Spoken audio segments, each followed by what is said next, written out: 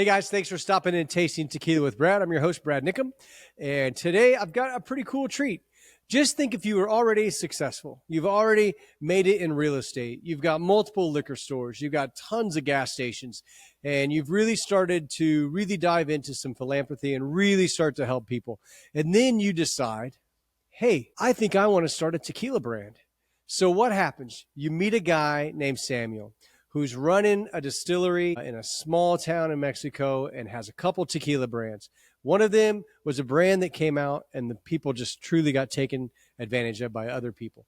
So you restore that brand and you bring it out with Samuel as your master distiller, making this fantastic additive-free tequila, Carreta de Oro. Today, you're going to meet Ronak Patel, the owner and founder, and Samuel, the master distiller, who's making a fantastic, really great priced additive-free tequila. So I hope you enjoy this interview.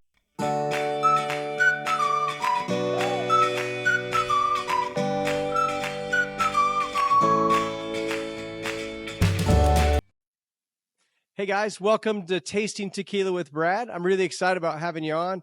Go ahead and tell everybody who you are and what you do. Well, my name is Ronak Patel. I would say I'm a serial entrepreneur. And so I'm in gas stations.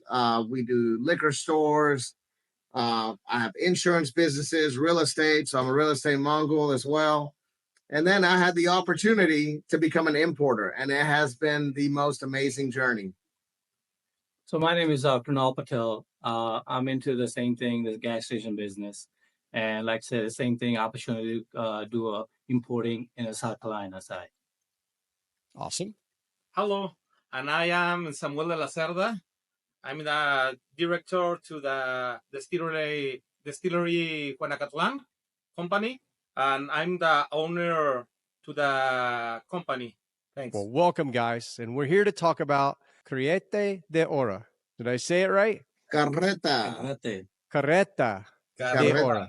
I worked so hard on getting all of these names down, and there's a guy named Shane Norton who watches a lot of my videos, and he always teases me about my Midwestern accent and how I mispronounce things. So I work on it every day.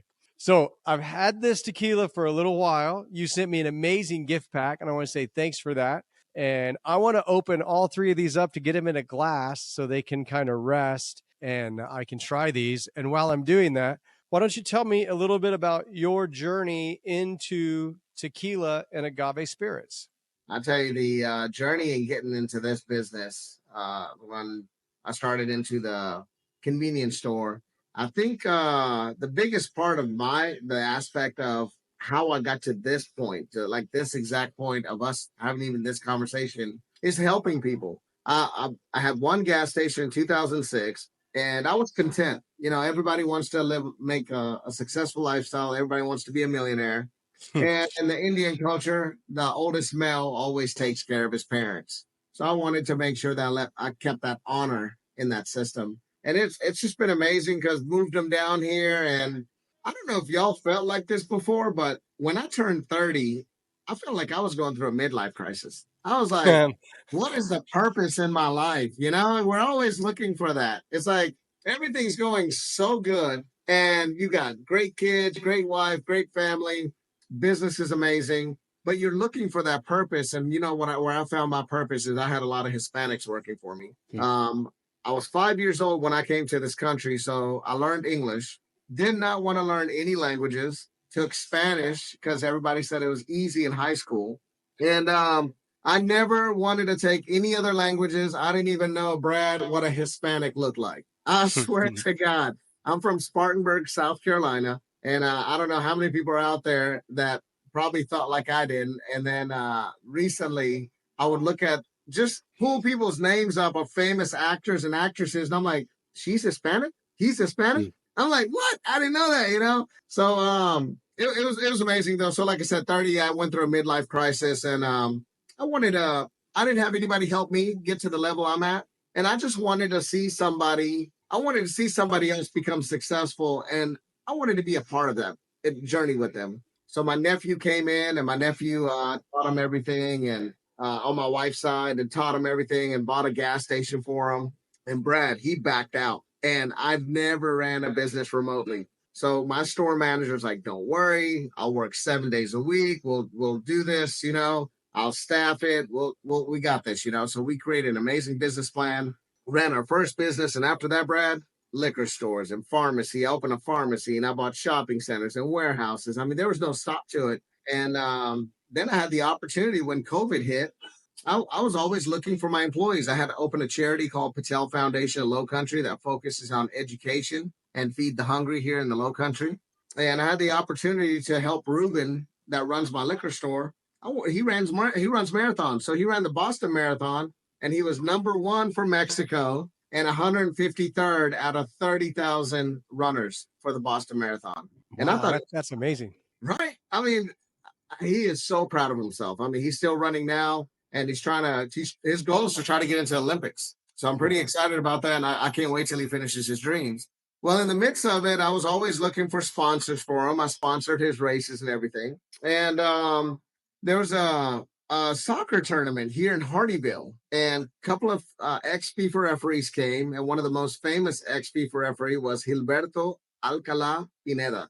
He was a world famous FIFA referee. Everybody knows him in Mexico. And well, we met him, and I told Ruben, go over there, talk to him, see what he says. And Alberto called me, and Alberto was like, their plane got canceled. So where we're at my river house right now, I told him, hey, Ruben stayed here before. And I told the FIFA referee, stay here, ask him any questions of how sponsorships work. I don't know how it works. And so Alberto was like, no, let's just take him out for a drink. And went to Agave sidebar. We were just having conversations. Alberto was like, this is the guy. He delivers liquor to all the bars and restaurants. And I was like, I do.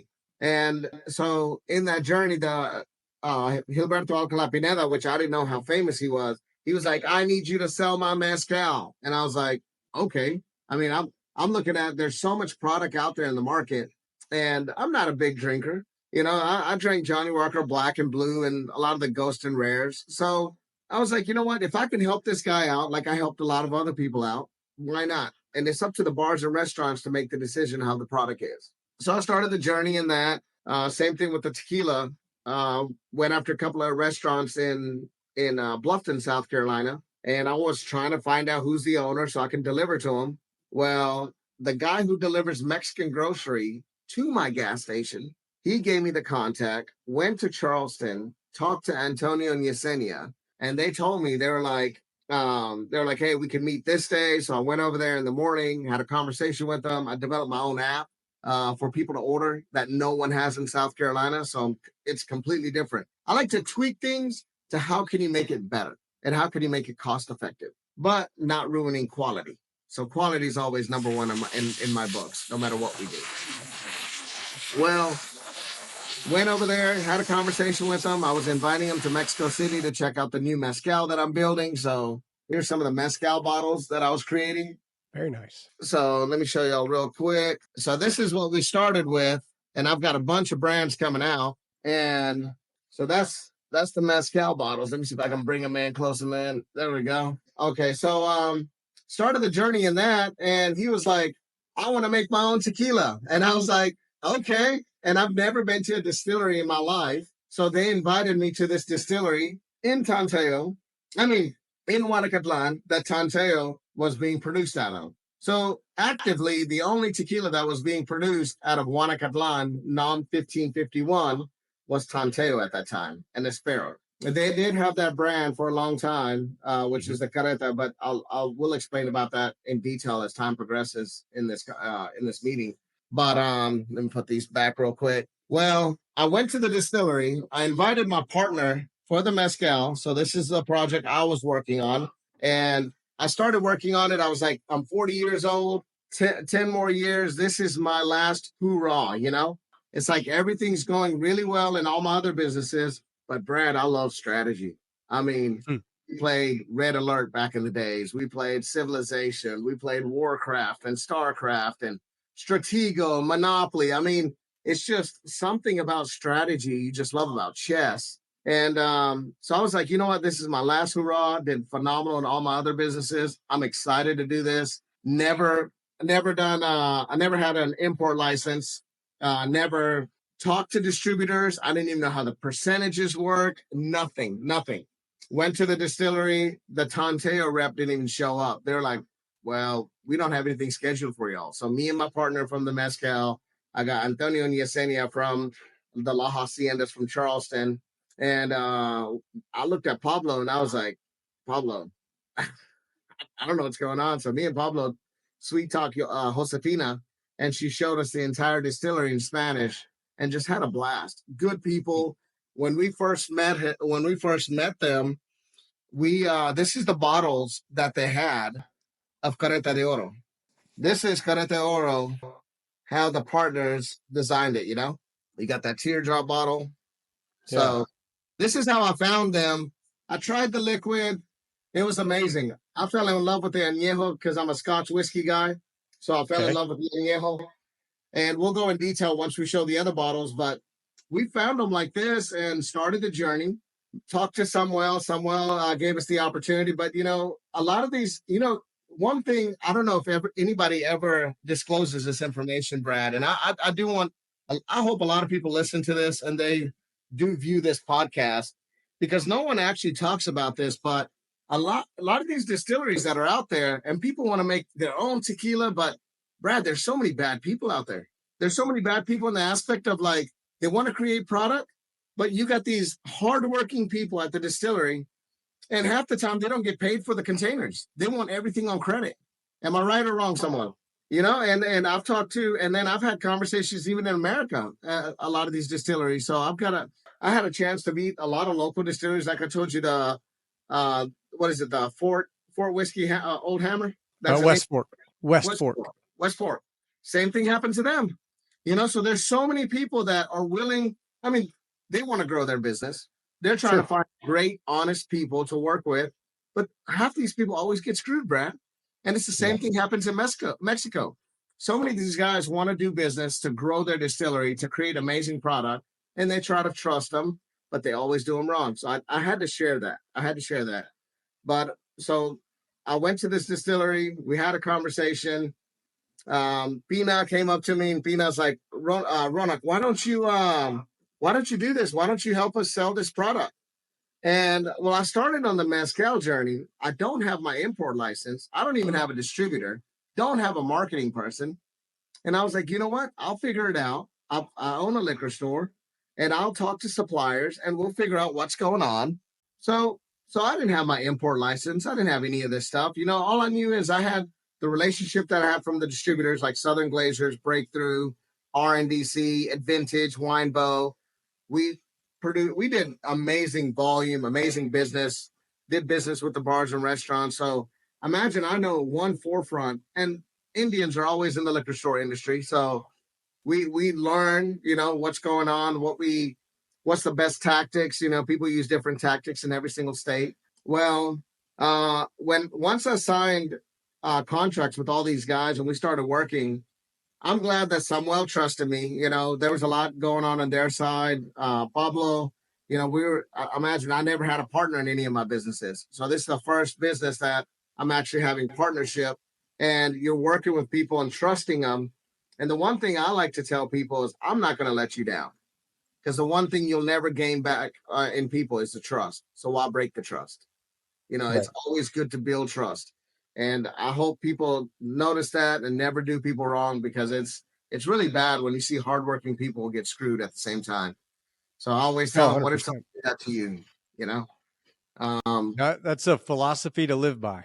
It is. It's so sad when you hear these stories. And the more people I talk to, more distilleries, whether it's whiskey, vodka, gin, whatever they create, whatever these distilleries are in America, other countries, all they're doing is they're honest, hardworking people trying to grow. That's it. So I hope people realize that just don't screw them. I mean, they're working hard, and it sets them back. So that's what happened to this distillery back in 2011. Before I tell you the rest of the story, back in 2011, they shipped out 2 containers in California with the old bottles that I showed y'all, and they didn't pay them. It set them back completely.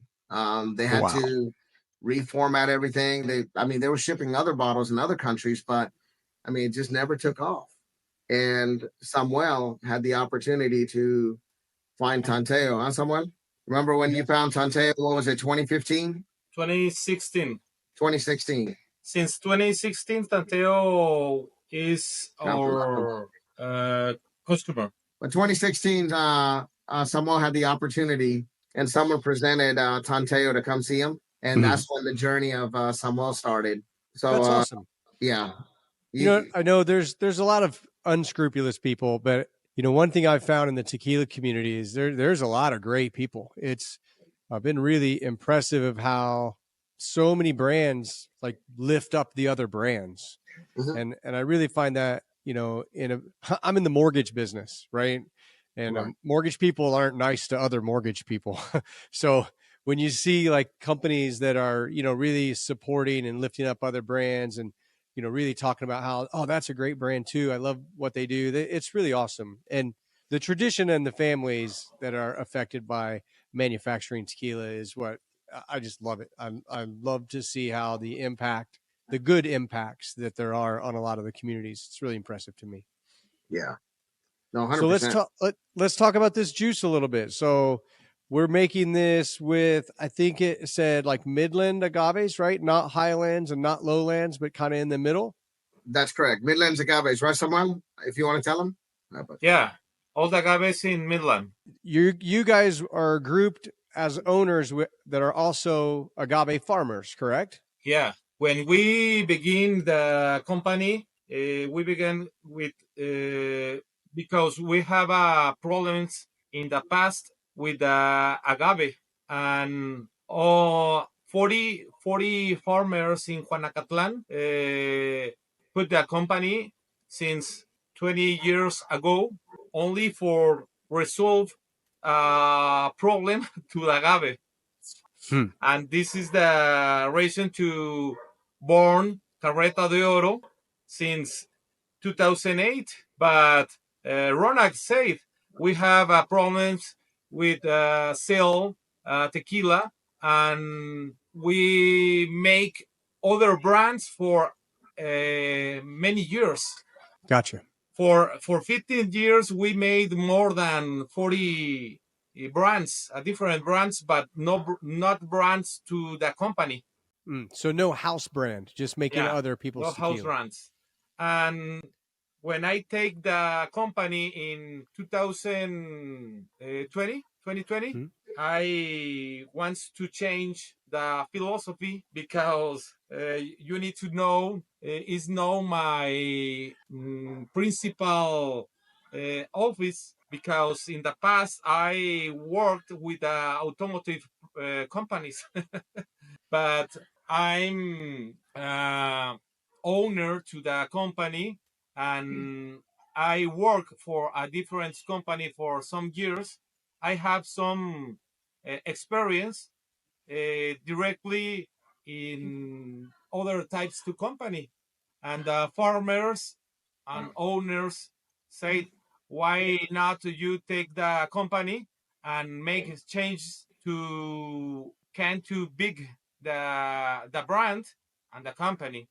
And this is the reason to I'm in this moment is 100% in Destiladora Juanacatlan. I stopped to work for other companies and only in the role to the tequila, because Ronak is a good person. I know him since 3 years ago. I talked with them with what is the mission in my position in the town. You know, I live in this moment in Guadalajara, but I'm born in Juanacatlan, and I think why not make some difference in the town, because it's the only one distillery in Juanacatlan, no more. Oh, no kidding. We have all the opportunity in this region because in the past it's only farm. So you have control over the agaves since you guys are the farmers. So they're your agaves, right? And you don't have to source any. Farmers. We are around to 17 farmers. 70 That, farmers. 70 In this farmers. that's moment, awesome. in the company are 75 owners, but in the past we are more than 90. And Right. Okay. Awesome. it's a difference. It's a distillery difference in all the other distilleries, because in the other distilleries it's only one owner, sometimes three, no more four, Right. and we are 75 in this moment.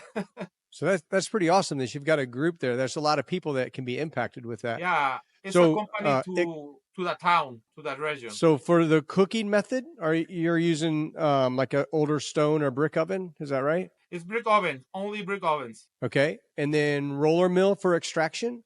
Yeah, roller middle. Okay. And then tell me about your fermentation process. The fermentation is open. It's open, Okay. and we use levadura para fermentar. Levadura, casi yo no sé qué es levadura, hermano. Okay, Levadura. organic product in the juice, in the agave juice for the fermentation. Okay, it's a Are special you for us. so you have your own proprietary yeast that you're using? Yeah. Okay, perfect. And then are you distilling in copper or stainless steel? Yeah, it's in copper and stainless steel. It's a combination, but it's alambique. Okay. Yep. Only Okay, alambique. perfect. Awesome.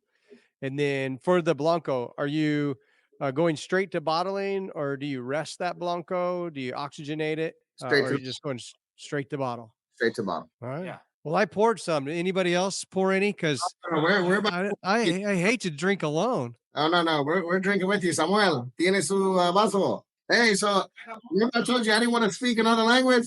Yo hablo español muy bien. So what I'm going to do is, since we're sipping on the agave, I'll tell you, we've been working with this for about a year now.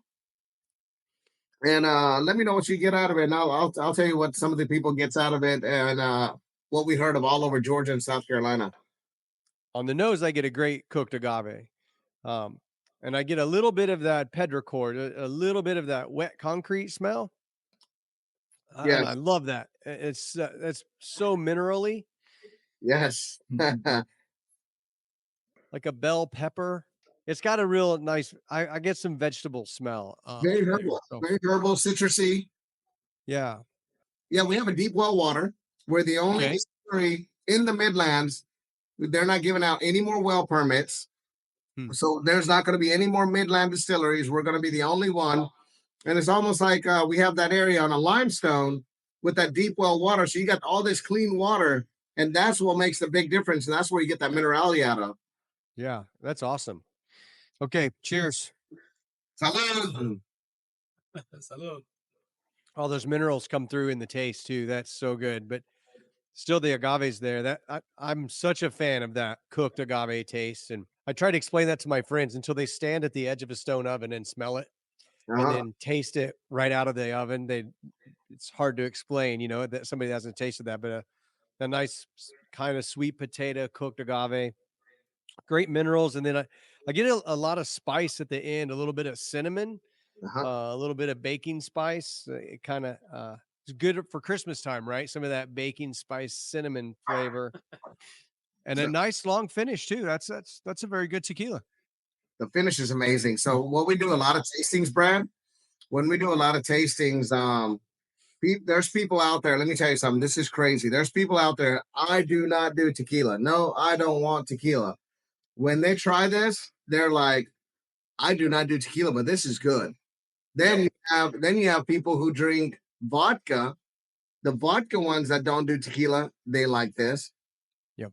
Wine drinkers that don't do tequila, they like ours.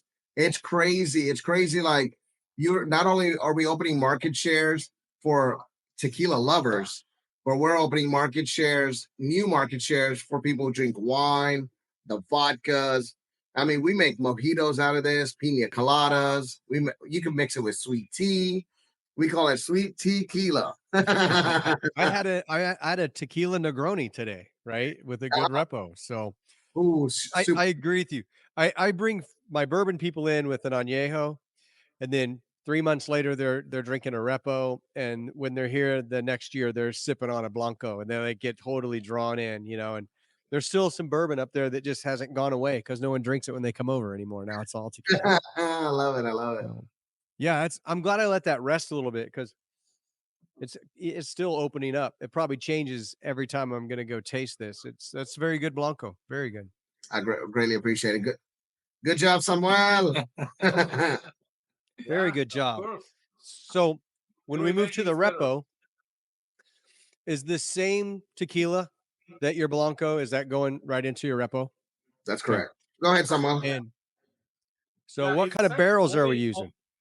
Only put in the barrels and wait some months. This is a little difference for other reposados. We put tequila for 6 months in the barrel. Okay. And are you aging to time or are you aging to taste? Like sometimes you taste it and go, okay, this one's ready, and you go ahead and pull it, or this one's not ready, we'll leave it sit a little longer. Okay, the roll is more than 6 months. Right. Sometimes we need 7, 8 months, but the standard is minimum 6 months in the barrel. Okay. And are these used American white oak barrels? Yeah, American. Were they Wait, whiskey or bourbon before? Jack Daniels. Jack Daniel's whiskey. All right. And then are you guys leaving the char the same, or are you scraping the barrels? Is there any prepping to the barrels to change them? Los barriles no cambia nada, ¿no, Samuel? La barriles solo mete la líquido nada más, ¿no? solamente metemos el líquido, no ponemos nada más, es el sabor natural del barril. Ah, yeah. So they don't change anything. They don't scrape it, nothing. As soon as the barrels come in, they dump the liquid in it, and this is what we get out of it. And you're gonna Fantastic. We only make maintenance in the barrel because we need to burn. Necesitamos quemar. Mhm. Burn the bar in. Up. Up. I think we officially lost somebody. That's never happened before. He'll Well, probably come back in a minute. we're trying to find that good signal, you know. But like I said, Great I wa- nose on the Blanco or on the Repo. I get a lot of the same things out of the Blanco with just a little bit of a vanilla note or caramel note. This sounds weird to say, but it smells like it's thicker. Like yeah. you know what I mean? Like I know it's not, but it has this smell that is like, hey, I'm a little thicker. Let's go ahead. Ready? Cheers. Salud. Mm. Great mouthfeel. A nice that brings out a little buttery, kind of a butterscotch, and a nice, not a lot of barrel, like just enough for me. That's it. You get a little bit of caramel. The cinnamon is still there in the finish. Actually, it's kind of higher, I think. Yeah. And you still have that same agave, the same minerals, but the barrel notes almost intense the cinnamon a little bit and give you that buttery feel. That's nice. That's very nice. It lingers really well. So what we found out in the market in this one, and it's crazy, is people who drink bourbon or tequila lovers love this stuff. Makes amazing Negronis, old fashions. I've even had what's crazy, Brad, is a lot of people stick to these big names, and I've had people like, "Oh my God, this is better than Don Julio 1942," or "This is better than Clase Azul Repo," or I've got people putting back a Don Julio Repo and getting this instead of that. So imagine And we should be. they should be, yes, right, and because it's additive free. We don't have any chemicals. Right. Well, and if you look at the ones you've mentioned, a lot of those are utilizing a diffuser and 2 to 3 year old agaves and then adding additives back to get the flavors. And, we take Don Julio, for instance. I'd rather have, Lalo's new tequila, which is the grandson of Don Julio, that's making an authentic tequila than any of those big brands. And people are learning that. People, in my sphere, a lot of my new tequila drinking friends, they have no idea. and I'll do tastings. And I always tell somebody, when you come to a tasting, bring your favorite tequila, and then we'll taste good tequila. And That's right. then we'll taste the one that you brought. And I've literally had friends spit theirs back in the glass and then leave the bottle here. And I use those as examples. Right. Here's a really pretty a really beautiful bottle with a bell on the top. It's a $200 bottle with $20 tequila in it. That's right. If it's even tequila, right? So yeah, this is, I mean, I agree with you. That's a great buttery feel, a great taste. It's got a great agave. And I do like the cinnamon. I love it when I find cinnamon in a tequila. That's like one of my favorite flavors to find. The last couple I found celery, and I kind of think that's what. Remember, I said there's a vegetable note that I couldn't put my finger on. It may have been like a little bit of a celery bell pepper flavor. So yeah, this is really good. And that's the beautiful part about tequila, right? And that's why they called 1800 because there's 1800 notes depending on what you eat, the palate that your body will bring out when you try these different tequilas. I mean, it's there's so much science behind it, and not everybody's going to get the same notes as other people. I remember Bob Peters from North Carolina, amazing guy, love him to death, and we've been talking for a long time too. And he got coconut. He got coconut on all three of them, and I was like, oh, he's the only one I met. I think with a few other people that got coconut, but it all depends on what you eat, what your body takes in, and the notes that are brought out in your palates when you're trying this product. There's a podcast called Whiskey Tequila Fridays. And it's two guys. One of them is a huge whiskey fan, and the other one is a huge agave fan. So they'll have a tequila and a whiskey, and they do this thing called the quick sip. And they'll do a sip of tequila, and then before the finish is gone, they'll take a sip of the whiskey. And then they switch it. Then they do a sip of the whiskey and then follow it with a sip of the tequila. And every time they do it, they talk about the different flavors they get, how the tequila makes the whiskey taste different, and then how the whiskey, highlights the tequila and it tastes different. And it's the same with food. Like that repo would go great with any kind of fish meal that you're going to have, any kind of citrus like that. And I like pineapple with my whiskey or with my tequila. In fact, what you don't see behind the scenes there's a can of pineapple juice. That's kind of a palate breaker for me. Sometimes it's like, okay, let's try something else and throw some pineapple juice in there. It's like, sometimes I even get pineapple in a repo or an añejo, and I do get coconut every once in a while. So those are some great flavors. So let's do this añejo. We lost Sam, but you're doing 18 months? Is that what I read for the añejo? So the añejo is 18 months. Okay. And so I know everybody knows what reposado means. Reposado means rested. Yep. And so añejo means aged. You have no idea how many tastings I do, Brad. And everybody's like, what are those flavors? What are those colors? And it's so amazing to be able to educate these guys out there. But añejo is aged, so we age it for 18 months. Imagine there's so many tequilas out there in the market. They age it for 24 months. They age it for 20. I mean, some of them age it for 36 months. I mean, that's the max you go. And they're trying to get as many notes out of it. And the secret behind, and I don't mind sharing the secret behind creating an amazing product is it all comes from the primary source of how you grow it. Right. I think when you grow an agave, think of it as a child. When's the best time for a child to be a sponge? When they're babies, when they're young, before 4 or 5 years old. That's when they're absorbing everything. That's the basic fundamentals are the most important things. Samuel!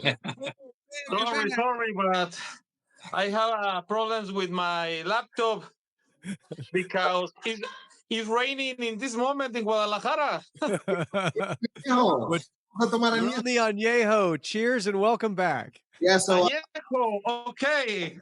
So the secret behind creating amazing product is the growth, the plant, the actual plant.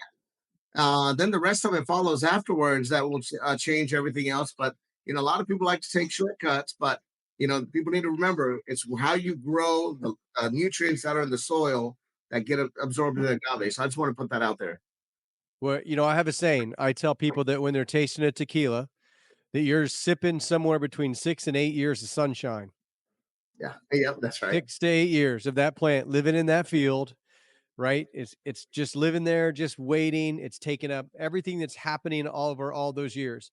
You know, wines, we grow those grapes in a year. Bourbon, we grow that corn every year. Right. Sugar cane grows every year. There's no other spirit out there that has the lifespan that it takes to make this spirit, and the amount of people and an amount of hands that it takes to bring it to life. And you take a spirit that's then aged, right? You got an añejo that's sitting there for 18 months, and you got 6 to 8 years before that just to become what it Yeah. is. So that's a great sip of sunshine. So I'm ready to give this one a hit. A little more barrel.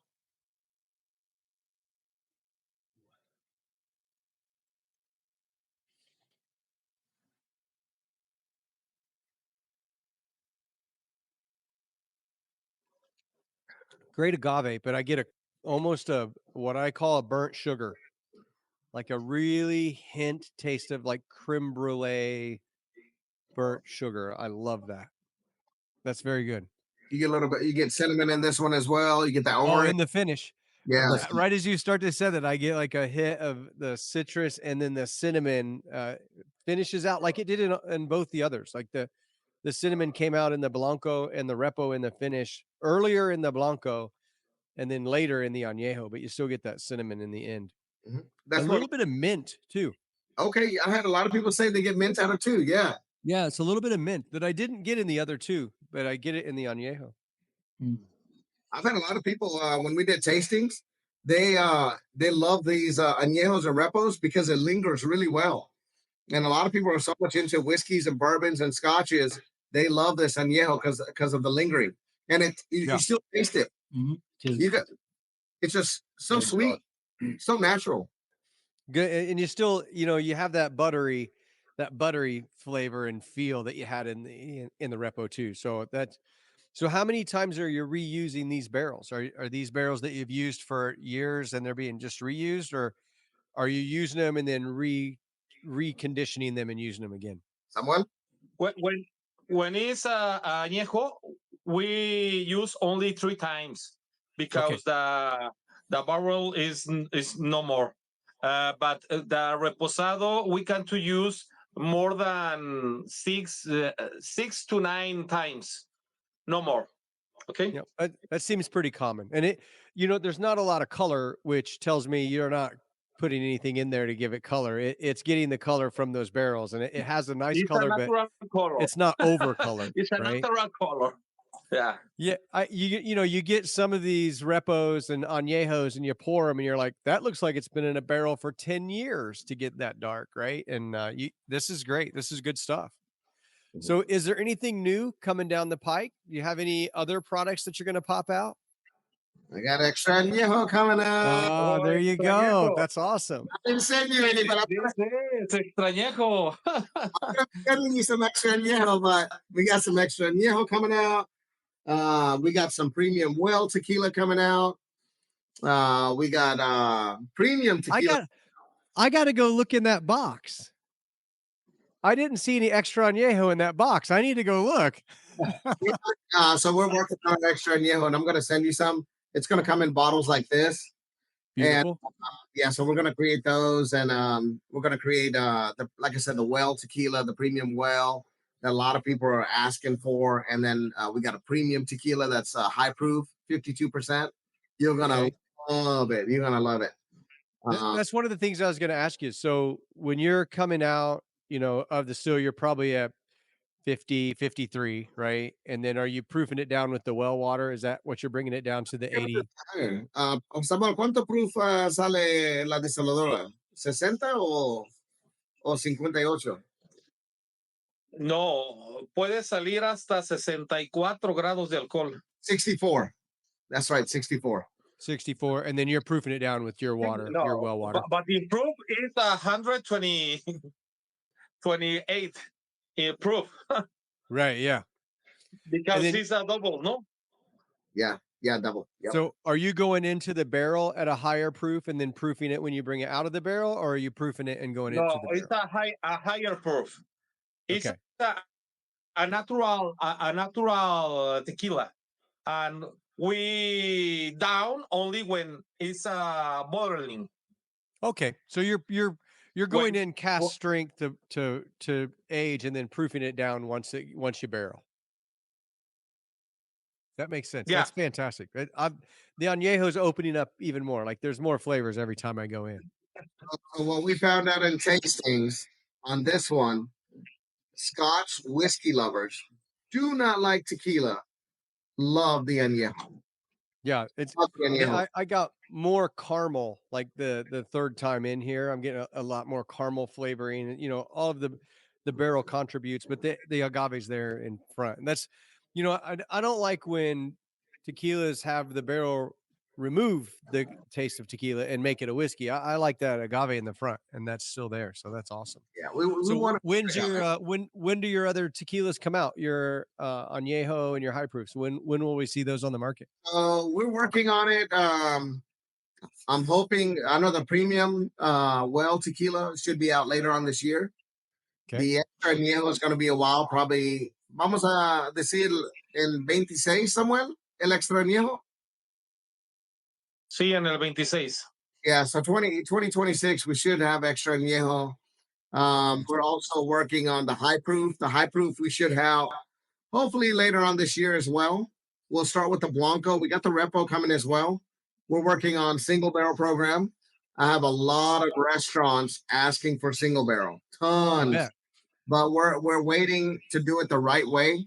And me and someone, like I said, we work close hand in hand. Someone told you he took over this project 2020, and me and Samuel met. What was it, Samuel? 2021? I think so. Yeah, right. Yeah, 2021. Yeah. Yeah. Yeah, but we can to work in 2022 together. We worked together. You know the company in 2021, Yeah. and I know you in 2022 because the first time with Pina. Yeah, that's right. Yeah, so 2021 is when the journey began. So imagine the way I say it, me and Samuel are like yin yang. Yeah, that's awesome. He's one half, and me and Samuel, and I'm the other half, and we complete one another. That's fantastic. Yeah. Yeah. Ronak is my brother. There you go. One of the things I love is your bottles. I think your bottles are beautiful. And how did you come up with this idea of the colors and then fading the barrels or the bottles, the colors fading? That's really cool. So working in the liquid. Okay. Go ahead, Samuel. No. Come on. So I wanted to create an eye candy, but at the same time, I know a lot of people when they see the bottles, and I want to make sure the viewers understand this. The bottles, when they fade color, when you get to the bottom area, it's crystal clear. So whatever you see down here is the actual color of the liquid. I never want to hide the actual color of the liquid.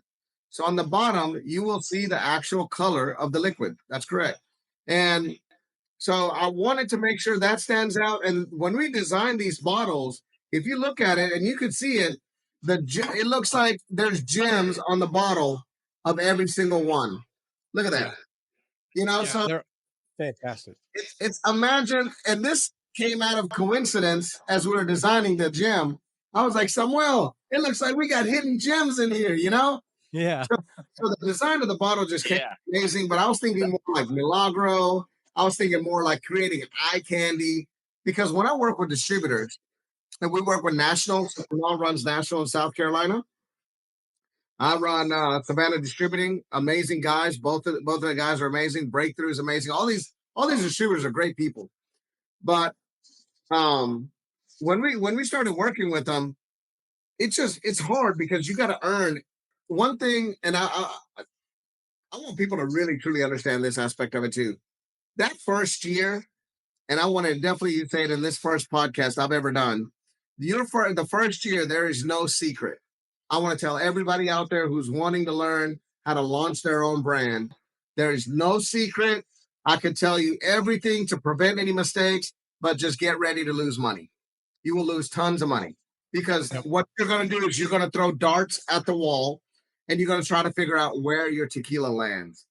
I found out now after going in about a year and 4 months, I could tell you everything about this tequila, and I could tell you whoever comes in, because we average anywhere between 12 to 24 bottles in the tasting, and every single tasting, same thing. Whether it's Savannah, St. Simons, Columbia, Charleston, Atlanta, everybody gives the same results. What I love about this product is the part is like vodka lovers. People who don't drink tequila, drink wine, or tequila lovers love our Blanco, or bourbon lovers and tequila lovers love our Repo. And even cognac, Scotch whiskey, and tequila lovers love our Añejo. So I covered so many different categories into one with this product. And that's why I tell Samuel is like, we're going to do amazing with this brand. But I want everybody who's watching this know that the first year you're going to lose. It's a fraternity. If y'all ever been in a fraternity, it's hazing when it comes to distributors. You have to go out there and do the work yourself. Do not expect the distributor to do the work for you. Don't point fingers. Don't do anything. Don't think that you can throw this product at the distributor. Go home and relax. Me and Kruno, we drive literally every day. We go all over the place. We do tastings for 4 hours. Some people do 3 hours. Instead of hiring an agency, we have an in-house where we hire tasting people and very strict. No phones. We will fire people quick if they use their phones. Because at the end of the day, we want these tasting people to build a relationship with the liquor stores or the restaurants. But guys, please, whoever's watching it, y'all want to launch a brand. This is very important. I highly recommend. You're gonna lose money, but work your butt off, because whenever you're growing anything, the initial is what takes the majority of the brunt force. I had a meeting 2-3 days ago, and I've listened to it. Samuel listened to it. I listened to that speech over and over again. But Savannah Distributing finally said, this, what you did, Ronak, in the first year, not a lot of suppliers do that. We're going to call you in instead of doing virtual.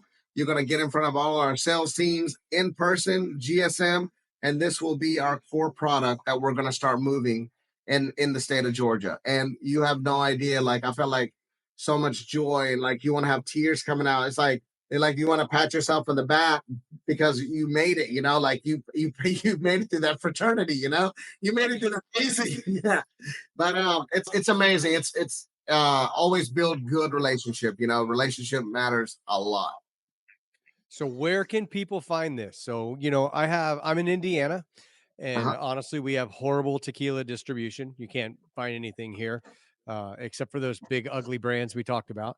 So if someone's in Indiana or someone's in Florida or someone's in New York, where can they find this tequila and pick it up? Is there someplace they can order it, or what states are you currently available in? So we're in Georgia and South Carolina currently. We're about to open up 4 more states next year.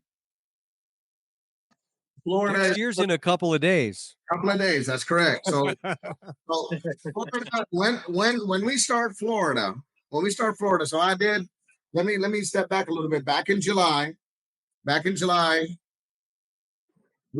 had small issues back in the day, and back in July they stole my truck. So it was over $273,000 worth of tequila. But it was more of an insider job. Yeah. So we're still on it. That's the second time I've heard of that happening. Another big tequila company just had 2 trucks stolen. Yeah. No, it's more. I think Brad. What I think it is more of an inside job than anything, because the company we use, American Spirits, they do phenomenal work. But I used a company in Mexico called Blanco, and they were just horrible. And then you got a trucking company called TQL, which are horrible. It's amazing how many people out there. So guys, if y'all listening to this, please listen to this as well. Make sure, because we did have insurance in ours, but make sure you follow through with all of them, and they have proper cargo coverage of the product. So that's this will be, Brad, I've seen a lot of yours, but I don't know if anybody ever touched on some of the things I've touched today. But make sure y'all keep up with your insurance. Make sure you keep up with the trucking, where it's going. But we had our truck finally come in with the square bottles. So we're going to launch Florida. We're going to launch California. We're going to launch New York. And we're going to launch North Carolina. So wow, that's awesome. Yeah. So the beautiful part about Florida, California, New York is we'll be able to get on the online website so you can order it. But we're definitely going to come to every single state. The thing is, people need to understand you can't rush it. You can't rush the process. It'd be awesome to be everywhere, but you can't rush it because you got to have good team. It's me and Samuel, Bruno. It's like we make this product, right? We're the face of it as well, but the people we hire as suppliers, they're the face of the tequila as well. So you always want to have proper people that makes that name for you, because I'm not going to see all the reps. I'm not going to see all the bars and restaurants, but the people I hire, they're the face of the brand too. So what makes this tequila? It's not me and Samuel. It's the people that we hire makes the tequila. So it's the people's brand. And that's how I see it. So it's going to take some time, but we're going to get there. We're going to be worldwide, but I'm excited and I hope people see this. And I know a lot of people want to try it. A lot of people did try it. But what do you think, Brad? I'd love to hear it because I did tell you don't try it until the show. No, I like all of them. I think they've been very good. I love the cinnamon in the back. I love the agave flavor. You've got a great barrel notes in your Repo and Añejo. Now I'm just gonna wait to taste that extra Añejo. But in the heart, I'm a Blanco guy. I drink mostly Blancos. I like the taste of tequila, right? I like tequila. So all three of them are fantastic. I, I'm glad that I waited. And if I hadn't waited, they probably would be almost empty by now. So, because they're awesome. So, yeah, you did a great job. A great brand, great, great bottles, great presentation, great story. Everything about it is fantastic. I love it. So, and I know that you have a big giving heart, and I really love people like that. My philosophy in business and life over the last few years is if I can help other people get what they want, I'll inevitably get what I want. I'm not going to focus on me. I focus on them. And it sounds like you do the same thing. And that's just really impressive. You've done a great job here. And I hope lots of people get to get into this brand. And I want to see your growth happen quickly. So thanks for taking your time today. I know that, we're all busy. It sounds like you have 100 different businesses. And I have to say, with the last name Patel, if you were in Indiana, not only would you have liquor stores and gas stations, but you'd also have all the hotels, because everybody with the last name Patel owns a hotel in Indianapolis. So I appreciate your work ethic, and I know that comes a lot from your background. It comes a lot from where you come from. The work ethic is always so amazing to me. So to add work ethic with caring about other people is just so impressive. And to have a guy like Sam who is got a base in agave farming and the way they've connected with all these farmers, and it's his hometown. It's so cool, so awesome. So what you guys are doing are great, and you have a great brand and a great tequila. I really appreciate you coming on today and doing this. This is awesome. Yeah, because the sustainability, one thing we didn't get a touch on, Samuel, we got a massive sustainability over there where everything's solar power. What we're doing with the leftover agave, we're making, so the next corks that are coming out, they're going to be made out of agave, along with the paper that's going to be made out of agave. So the bottle is going to be completely organic. So the bagassa that you're using after the roller mill and after it dries out, then you're going to use that for the cork and for the labels. Yeah. And the boiler is going to be taking agave as well. The vinasa. Yeah. It's going to be biofuel, right? Someone? No kidding. That's Yeah. the first time I've heard that. That's awesome. We want to have all the process, organic process. Okay. Mm-hmm. No plastic, no oil, nothing. It's only with agave use to produce. Oh, okay, only need the glass because the glass is not the part to the agave. But all this, all the more, we can to use the agave. It's paper, so great. The corn. It's so great to see companies doing that. Like I feel like as a crazy gringo drinking tequila in America, we take so much from your region, right? What is 11 liters of water to make 1 liter of tequila, right? So I know how much we take, and it's great to hear companies figuring out ways to protect that area and to give back to that area. So that is so important. It's such a great thing. Mhm. Yeah, it's amazing. And I'll tell you some of the other things we're going to get into. Let me turn the camera this way, but we've got the mezcal brand that's going to be coming out soon. Okay. And you're going to love this, Brad, because I'm going to send this to you. But I'm going to be giving people jicaras. It's a dry fruit, and it makes a huge difference when you actually drink mezcal out of that. Right. It's what's the other little cup called? A jacara? Is that how you say it? Jicara. Jicara. Jicara. Yeah, jicara. Okay, It, so it's a plant. It's it's a plant. Yeah, it's a dry fruit. yeah. Okay, because I have a friend we have a bar here in Indianapolis, and our bartender Johnny is from Arandas, and he won like a huge contest for making mixed drinks. He's a mixologist, and every time I go down there, he has a different mezcal or a different soto, and he'll serve it in that little cup like that. And I was like, "Can I get one of these?" And he's like, "No, it's gonna go in this," and then we all sip out of that one cup. So he's been teaching me about it. What one thing I didn't ask, what does the name mean? Carreta de Oro, carriage of gold. Say it again. Carriage of gold. Carriage of Gold. And how did that name come to be? How did you guys come up with that name? Samuel? Okay, the name is for part or history because we began with problem farmers in the region with agave, and we think about carreta because the carreta is a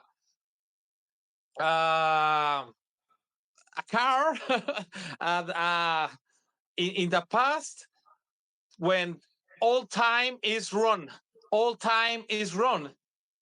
and why gold because is our tesoro. What is the tesoro? Tesoro is gold is a very special material for Mhm. all Treasure. and all time Treasure. running. We make changes to resolve different problems. Hmm. Very cool. Very nice. I love it when there's a story to the name and a story to the bottle, and then a tradition to the tequila, and a great group of farmers doing the agave. So, Renek, now I got a question for you. Yes, sir. The guy sitting next to you hasn't said boo. Oh, Ronald, it's your opportunity. I mean, I'm kind of like said, like the same thing. Like I said, I had a great opportunity to just be part of this great tequila. And like I said, when I was in Mexico with Samuel and great time with you guys, saw how everything what we talked about, how it makes and everything. It is great to be part of this, being this tequila business, be imported for the South Carolina. And like I said, I like I said, I learned it like what he said. I learned everything from the beginning, from like everything new. So everything was new for me when I started it. So now I was like say learning from Ronak, learning from everybody, and just we just our main goal is to kind of just move the product and get it everywhere in South Carolina. And educate. So educate the people how what it come from, where it come from, what's it mean, like saying every single thing about Carreta de Oro, and it's great being like say great being part of the additive free tequila because like I said, a lot of people are changing to the additive free and with the organic, and like I said, like what he said, every time we do tasting, we get everybody who don't even drink the tequila, and they just love it. I mean, this like I said, it surprised me. I never knew the taste gonna be like this. So, like I said, it's great to be in this part of the team, and like I said, just moving forward. selling more tequila every single year. So yes. Well, I knew you had to be a good guy because we're wearing the same shirt. So, Yes. right there. I got Grover. I love Grover. This is funny. Oh, And I love the back. you love that? Yeah, Grover was hilarious. So I dropped off a bunch of stuff for Grover, just to hand out for people, because he's still gonna pull the tequila off the shelves to test them every year, Mhm. and he'll give you a certification so you can show it to people. And I went to his house, Brad, and his door was wide open, and I'm like, Grover, and I'm like, Grover, and I was like, I texted him too. I was like, Grover, I hope you know you left your door open. Yeah, I'm in your foyer. Yeah, I'm like waiting, and then I see a car come through, and I'm like, okay, maybe that's him. And then I see another one come through, but the third car pulls into a driveway, and Grover's like, wondering, who the hell is this guy in my driveway? But we chit chatted, had an amazing conversation. I think their cat got out, so he just amazing guy. Like you said earlier, the community is amazing. There's so many people out there. And I think, and if there's people out there, guys, if y'all watching this video, reach out to Brad. If y'all need to reach out to me for anything, would love to give you any advice. I'm completely new at this game, but one thing I'll tell you is I've got my distributors. I've got my big distributors. I've got marketing, which I've never done in my life. If you need to learn how to get your import license, I'll teach you how to do that. I did it on my own. I didn't even hire a lawyer. So we both got our import license. Yours was in 4 days. Less than a week, yeah. Yeah, I got my import license in like 6 business days, and yours like 4 business days. I ran into a guy at the airport, and he was best friends with RNDC, and sent bottles off, and they loved the product. And all of a sudden, I made relationships with them. He launched with National in South Carolina, Colonial through the gas stations. Met Savannah Distributing. Me and Henry love Henry to death. Are really tight. He's the owner in Georgia, and we're gonna meet Wineville. I mean, there's so many people who love seeing what we're doing. So definitely go out there and grind. Just work fraternity. Remember fraternity and hazing. Love it. Well, you guys always have a place to stay if you're ever in Indianapolis. We have a extra room, so if you're ever in town, come in, let me know. You got a place to stay. We'll sit here at the bar and drink tequila together and do another episode. I appreciate all the time. Excuse me. I appreciate all the time you bring that with you. Yeah. Bring some mezcal. We'll drink it up and talk about all the great tequilas and mezcals. And I just appreciate the time that you guys took away from your families. And I hope you have a fantastic holiday. And this has been a great episode. I think everybody will love it. And I think everybody will love your tequila. We just got to get it in everybody's hands. So thanks for coming on today. Appreciate y'all. All right. That was Ronak and Samuel from Carreta de Oro. I really hope you enjoyed the video.